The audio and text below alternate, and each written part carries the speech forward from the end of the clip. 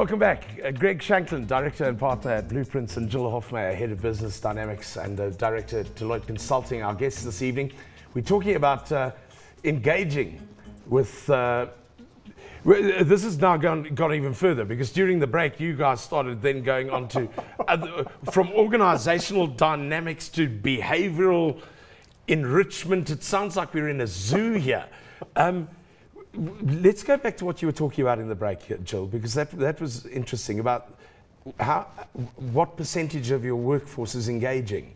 Yeah, I mean, the conversation was really around the importance of engaging with your employees. Right. And Greg and I are very aligned around this. If you look at the sort of recent evidence across the world at Gallup and other surveys, that on average, employees are actively engaged in going the extra mile for their organization. Often between 25 and 50% of employees are in that state. Now, if you look at that, the business case to change that, if you've got a R1 billion salary bill and 25% of your employees are actively engaged, there's 75% of your salary bill you're not optimizing. I mean, that's an asset optimization argument any CFO would like to hear. Jeepers. Okay, we look at it from that point of view, and you then apply it to the numbers, you suddenly go, whoa. Even if you look at even narrower benefits within these kinds of things, if you look at employee engagement, which is really about people's willingness to work, put it that way, their willingness to put in kind of extra effort. There are lots of studies, including Gallup, that show... I want to interrupt you. I just hope there are some government ministers watching this show right now, okay? We would love to help. They show reductions in absence, sickness absence in particular. They show reductions in turnover. They show reductions in safety issues. They show fewer quality issues.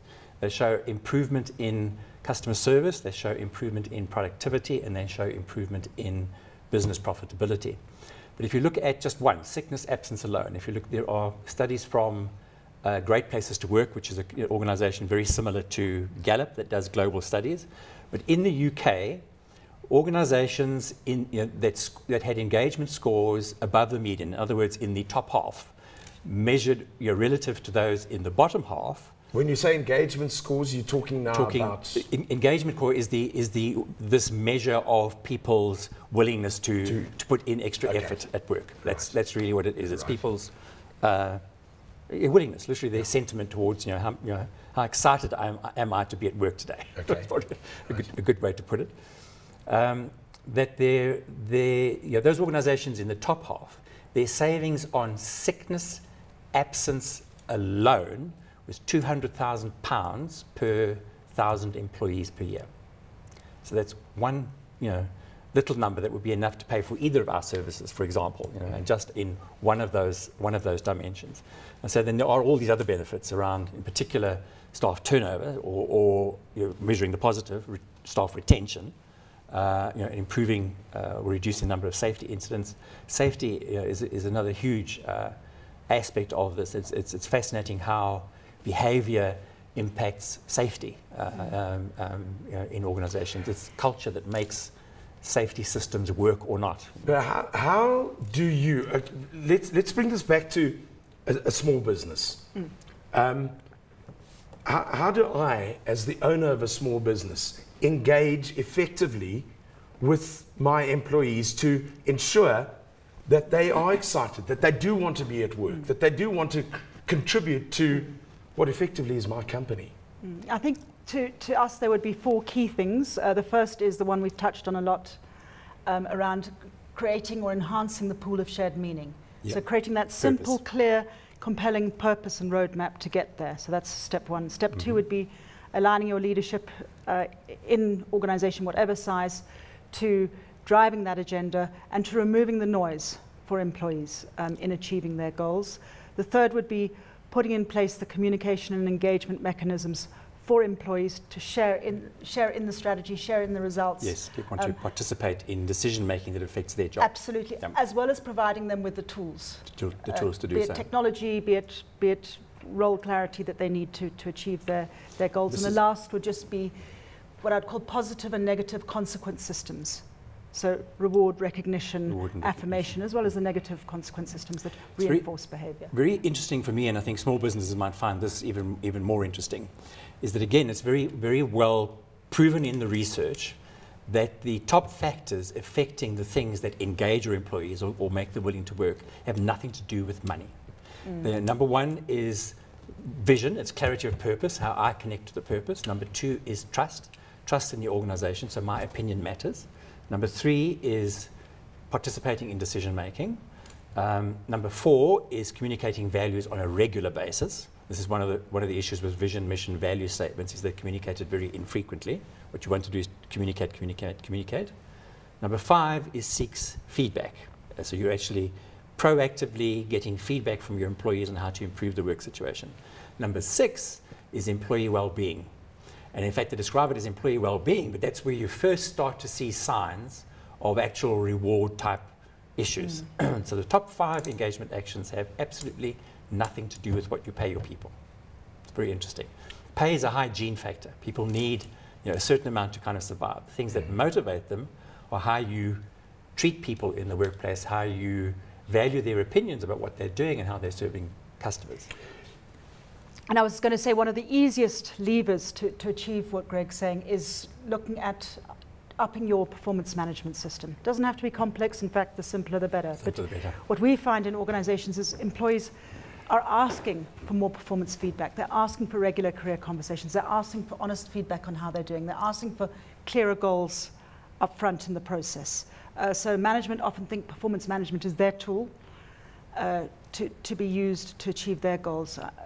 For employees, it's also incredibly important. Employees want to be successful. So, so if you can align their needs with your organization's needs, it's very, very good.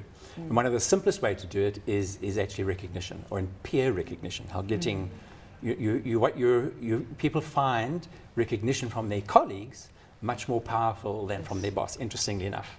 So if you can set up systems whereby your teammates get a say in how you're rewarded, and it doesn't have to, or recognized rather, I should use the word recognized rather than rewarded. Okay. And it can be an individual or a team winning a prize for the month in kind of best service for the customer, and they all get to wear T-shirts that say number 1 or something for the for the next month or week, whatever time frame you're doing it in. The system that Deloitte has along those lines works so well because it's a cell phone based system. So if I catch you doing the right things, I immediately nominate Jeremy. There's a double benefit. One, you get points towards ultimate rewards that you might get in quarterly, but more importantly, you get an instant message saying, Jeremy, Gill has recognized you for your agility or whatever the strategic goal is you're trying to achieve. So in the moment, you're providing real-time feedback, which employees love. They do. I'm fascinated by this fact that money is not the main driver, because that's what I think a lot of people think is the main driver. Exactly. But just listening to both of you speaking and what you're highlighting as the most important things in an organization and in aligning the employees with the business plan going forward and the success of the business, everything seems to come, well, no, not everything. The main drivers all seem to be based on communication. Yes. That's it. Very much so. With the focus at communication is very much engagement. So it's not one way, it is two way. It's two way. It uses different mechanisms, face-to-face, electronic, so it's communication in its broadest sense. Yep. In fact, think about it, it's the format, the content, and the frequency of communication. So the format is literally the means you use to communicate. Face-to-face is far better than, far more powerful than written. Interestingly enough, visual is usually better than written as well for most of us. Content, you want to focus on outcomes. You want to focus on what it is we're trying to achieve. It can be, if you ask people, if you're faced with a situation and you ask them how we can improve something, the response you'll get is about improvement suggestions. If you took the opposite tack and said, why did we do that? The response is people are going to defend. So if you just focus on what it is you're trying to achieve and sort of phrase things in a way that point people in the direction of where you're trying to go, it's much more powerful. And it can be as simple as saying, where are we trying to go? It's actually the question you ask. And then the frequency is a very important thing. What people talk about most often and what they measure are the things that people respond to. So if you talk about it every day versus once every month or two, it'll be much higher in people's, much higher priority in people's minds. How do you, Gill, then let go? Because you're talking about letting people make decisions about their workplace and all the rest of it. I'm once again, I'm coming back to the small business. As a small business owner, how do I then almost hand over my company to my employees? I don't think it's a case of handing over. Leadership and management prerogative remains, and it is also critically important that management teams decide what is up for consultation, what is up for information sharing, and what is up for co-creation, which is the realm you're talking about now. And very often you'll decide that while perhaps our strategy is a consultation or information process, the how we reach our strategy could be where we talk co-creation. So absolutely, management must not just simply relegate their accountability to lead. They need to think very clearly about where they are co-creating, where they are consulting, where they are providing information. It's about defining boundaries. In a way we're going to do things. You know, the blueprint is one way of doing it. Vision, mission, values are the kind of more typical ways of doing it, although lots of small businesses don't do that. But it provides this kind of anchor that it says this is what we've agreed we're going to do, that people can then point to and say, as long as we're working within that framework, we're all okay. Okay, you know what this is sounding like to me?